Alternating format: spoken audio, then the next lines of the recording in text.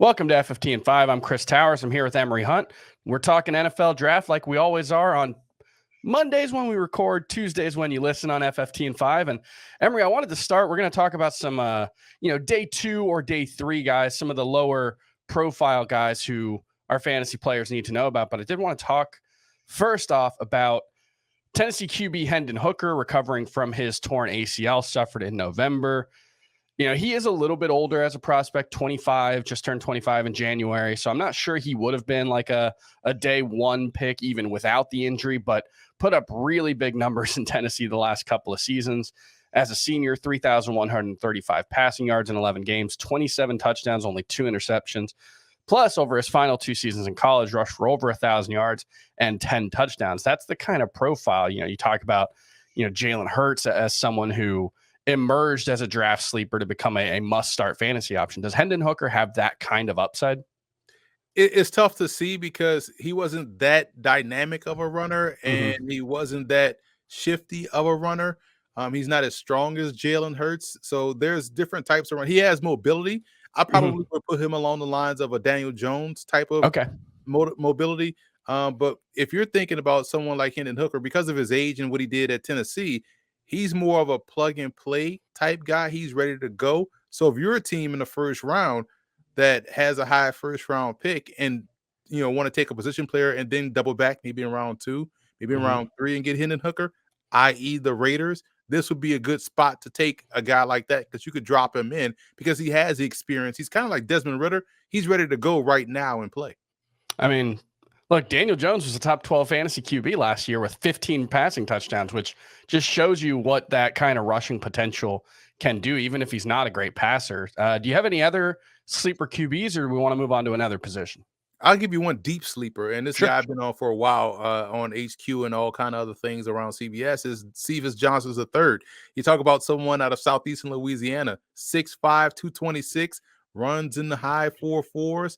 He was someone that not only played quarterback at Southeastern Louisiana, but played a little receiver. He moonlighted that last year, came back and played starting quarterback, and he had a great college gridiron showcase, and he had 2 pro days. So scouts want to see him again throw the football, and he did it well when I was down there in Fort Worth watching him do his thing.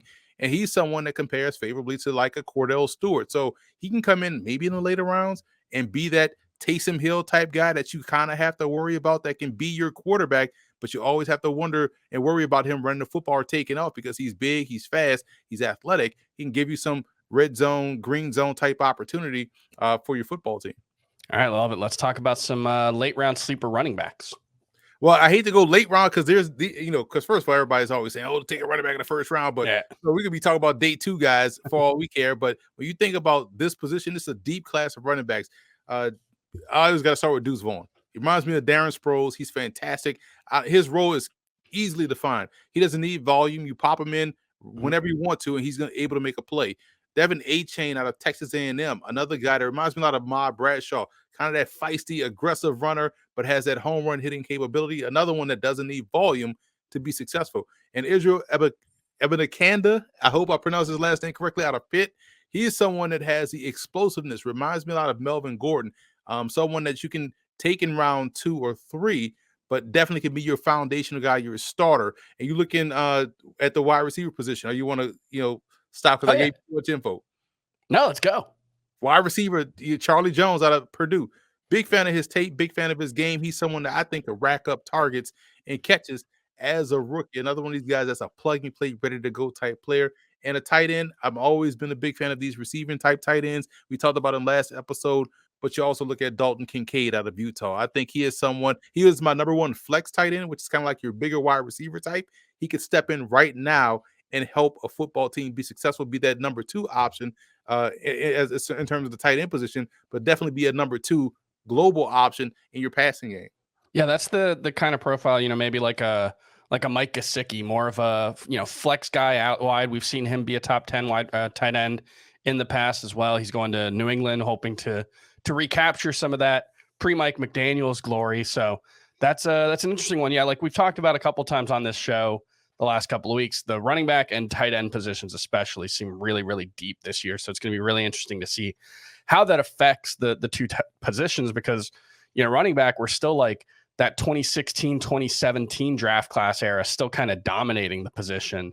A lot of guys in their late 20s, so there's room, especially when you're talking dynasty, for the next class of guys to step in. And tight end, I mean, we always need good tight ends for fantasy. There aren't enough of them. There are maybe 5 or 6 of them that actually matter. So would love to see a couple of guys come in this year and make an impact. It's really tough as rookies, but this is going to be something we keep an eye on over the next couple of weeks. And if you want to learn more about this draft class, make sure you check out Emory Hunt's 2023 draft guide. Go to footballgameplan.com/2023 draft guide.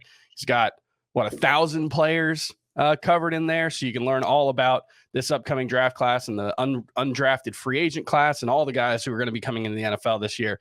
That's going to do it for Fantasy Football Today in 5. We'll see you tomorrow.